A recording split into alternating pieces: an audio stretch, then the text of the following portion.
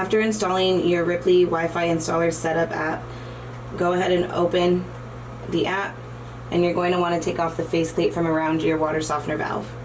When you open the app, you're going to select your water care brand and start enabling the broadcast mode.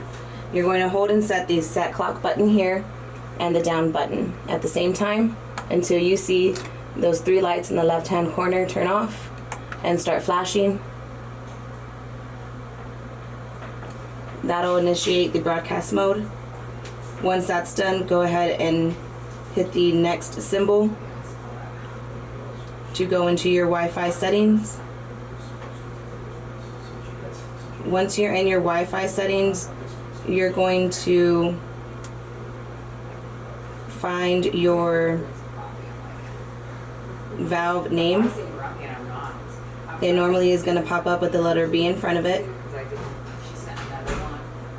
Once you see that, you're going to go ahead and connect.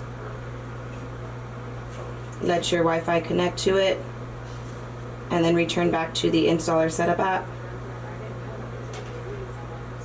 And then you're going to connect to your home Wi-Fi.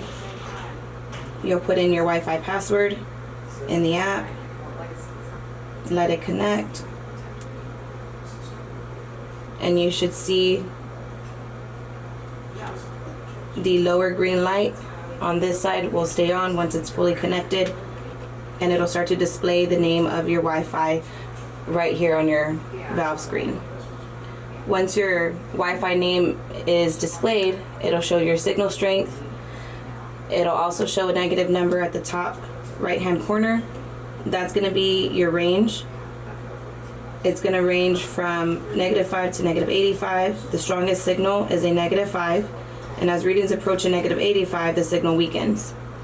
If your valve does not display that it's connected, or if it shows not connected, click the try again button in your installer setup app and go through the process again.